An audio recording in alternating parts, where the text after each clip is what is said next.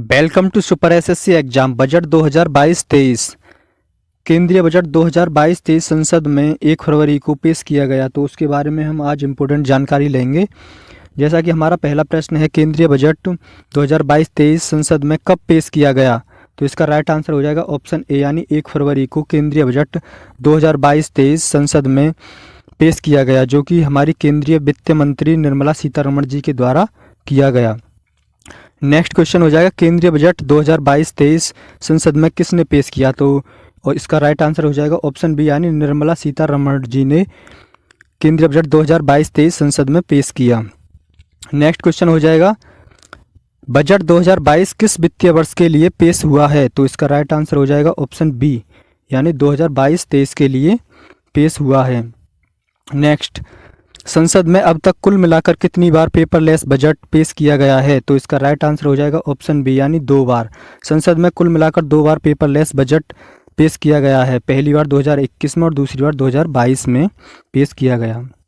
Next हो जाएगा, संविधान में बजट शब्द की जगह क्या प्रयोग हुआ है, तो राइट आंसर हो जाएगा ऑप्शन सी, यानी उपयुक्त दोनों, यानी वार्षिक वित्तीय विवरण और एनुअल फाइनेंशियल स्टेटमेंट, दोनों शब्दों को बजट शब्द की जगह प्रयोग किया गया है। नेक्स्ट हो जाएगा, संविधान के किस अनुच्छेद में बजट शब्द का प्रयोग किया गया है, तो इसका राइट आंसर हो जाएगा ऑप्शन डी, यानी किसी भी अनुच्छेद में बजट शब्द का प्रयोग नहीं किया गया है। नेक्स्ट हो जाएगा, संविधान के किस अनुच्छेद में वार्षिक वित्तीय विवरण का जिक्र हुआ है, तो इसका राइट आंसर हो जाएगा ऑप्शन डी, यानी अनुच्छेद 112 में वार्षिक वित्तीय विवरण का जिक्र हुआ है।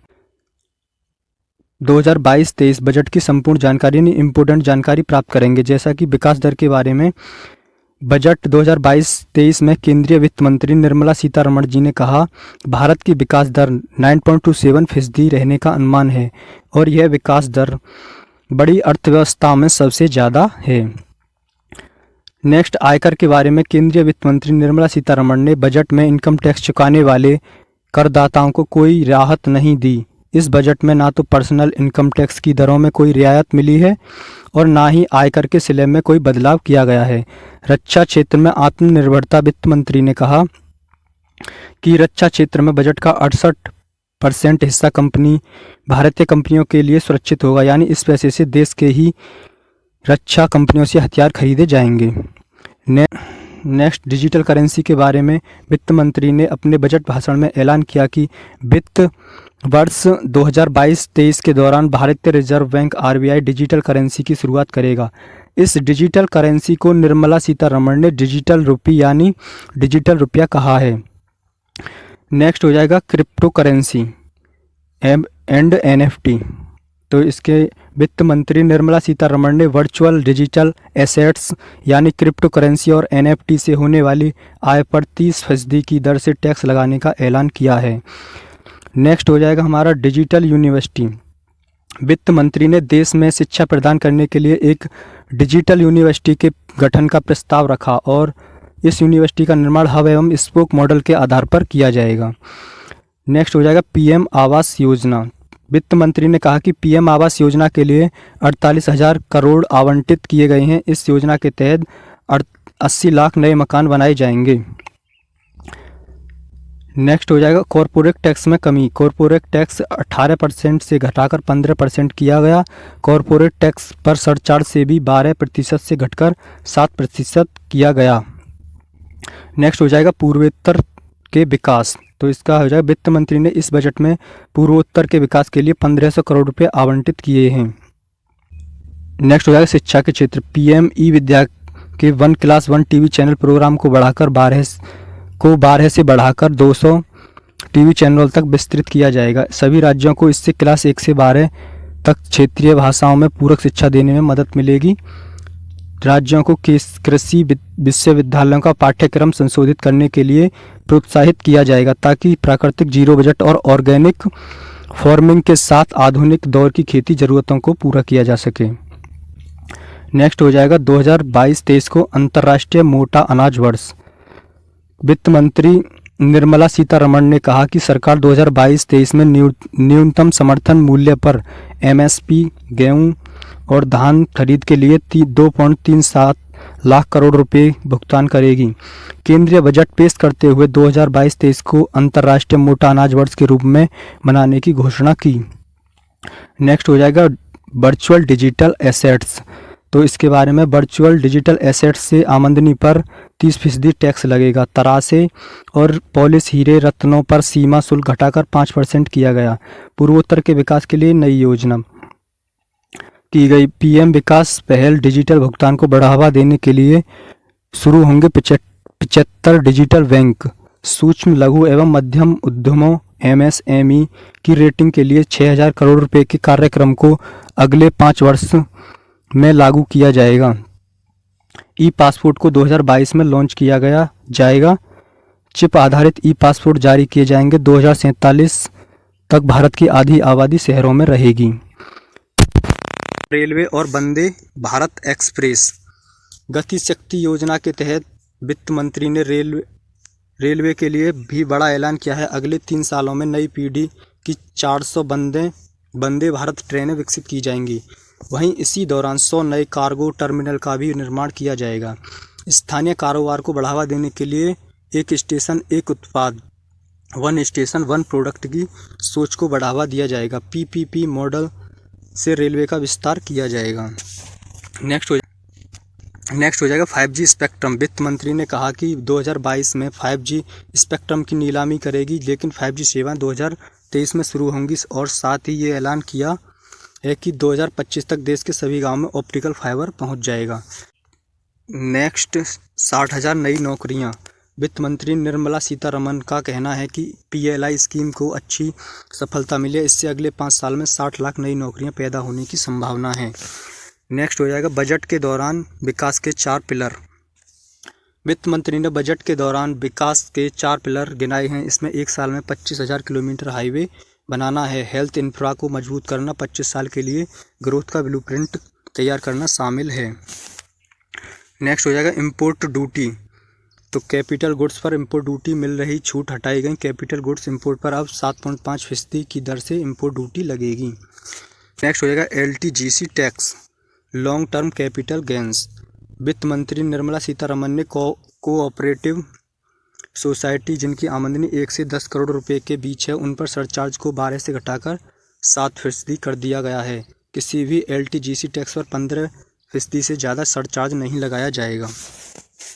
नेक्स्ट हो जाएगा NPS नेशनल पेंशन स्कीम। राज्य कर्मचारियों के लिए NPS नेशनल पेंशन स्कीम पर टैक्स की राहत की सीमा 10% से बढ़ाकर 14% की जा रही है। आगे हमारे स्टैटिक जीके के प्रश्न हैं। जैसा कि प्रश्न है, हमारे देश की पहली पूर्णकालिक महिला वित्त मंत्री कौन बनी है? तो इसका राइट आंसर हो जाएगा ऑप्शन बी, यानी निर्मला सीतारमण जी हमारे देश की पहली पूर्णकालिक महिला वित्त मंत्री बनी हैं। नेक्स्ट हो जाएगा हमारे देश की पहली महिला वित्त मंत्री कौन है? तो इसका राइट आंसर हो जाएगा ऑप्शन ए, यानी इंदिरा गांधी। नेक्स्ट हो जाएगा बजट में क्या होता है? नेक्स्ट प्रश्न हो जाएगा बजट में क्या होता है? तो इसका राइट आंसर हो जाएगा ऑप्शन डी, यानी उपयुक्त सभी। बजट में सरकार की आमदनी, प्रस्तावित योजनाओं पर होने वाला खर्च का विवरण, सरकार की कमाई, खर्च का ब्यौरा, मंत्रालयों को उनके खर्च के लिए धनराशि का आवंटन, यानी उपयुक्त सभी बजट में होता है। नेक्स्ट, भारत के कितने प्रधानमंत्री ने प्रधानमंत्री रहते हुए बजट पेश किया है? तो इसका राइट आंसर हो जाएगा ऑप्शन सी, यानी 3 प्रधानमंत्रियों ने अपने प्रधानमंत्री पद पर रहते हुए बजट पेश किया। नेक्स्ट हो जाएगा भारत के किन 3 प्रधानमंत्री ने प्रधानमंत्री रहते हुए बजट पेश किया है? तो इसका राइट आंसर हो जाएगा ऑप्शन डी, यानी उपयुक्त सभी, यानी जवाहरलाल नेहरू, राजीव गांधी और इंदिरा गांधी तीनों ने प्रधानमंत्री पद पर रहते हुए बजट पेश किया है।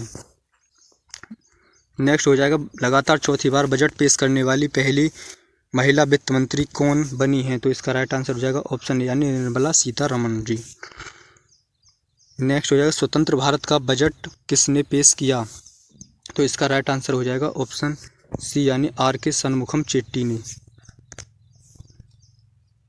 नेक्स्ट हो जाएगा स्वतंत्र भारत का पहला बजट शनमुखम चेट्टी ने कब पेश किया? तो इसका राइट आंसर हो जाएगा ऑप्शन ए, यानी 26 नवंबर 1947 को स्वतंत्र भारत का पहला बजट शनमुखम चेट्टी ने पेश किया।